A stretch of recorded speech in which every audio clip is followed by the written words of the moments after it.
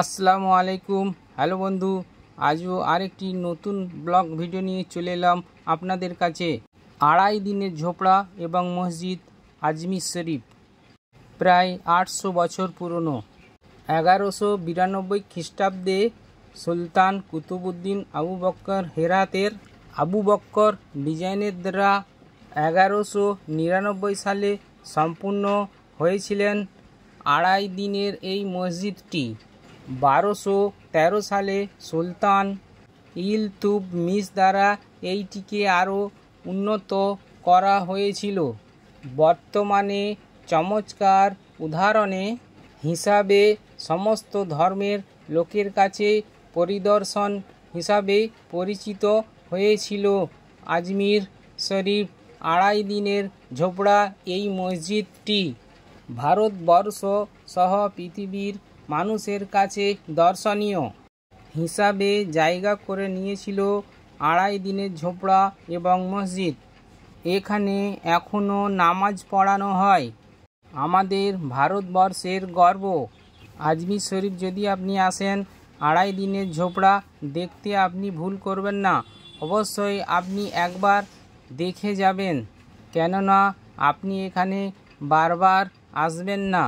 এখান থেকে তারাগড় পাহাড়ও যাওয়া যায়, গাড়ি করেও যাওয়া যায়, পায়ে হেঁটেও যাওয়া যায়।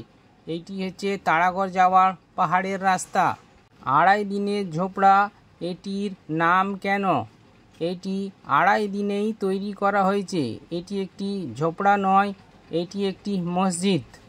তখনকারের যিনি রাজা ছিলেন, কাজটি করতে করতে বাধা দিয়ে দিয়েছিলেন, তাই এটি আড়াই দিনের ঝোপড়া নাম দেওয়া হয়েছিল। বাংলায় আমরা যাকে বলি অবজেকশন। যদি আরও অনেক সময় পাওয়া যেত তাহলে এটি পুরো সম্পূর্ণভাবে তৈরি করা হতো, একদম ঝকঝকে চকচকে করে। যেটি আপনি দেখতে পাচ্ছেন আধুরা কাজ হয়ে আছে, তাই এটি আধুরাই রয়ে গেল আজ অবধি। যতটুকু কাজ আপনি দেখতে পাচ্ছেন এটি আড়াই দিনেই তৈরি করা কাজ।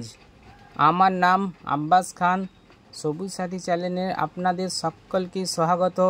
ইউটিউব থেকে যদি আপনি দেখেন, সাবস্ক্রাইব করুন, বেল আইকনটি বাজিয়ে দিন আর অল করে দিন, তাহলে রোজের একটি নতুন ভিডিও আপনি পেয়ে থাকবেন। ফেসবুক থেকে যদি আপনি দেখেন, ফলো করুন, তাহলে আপনিও একটি রোজের নতুন ভিডিও দেখতে পারবেন।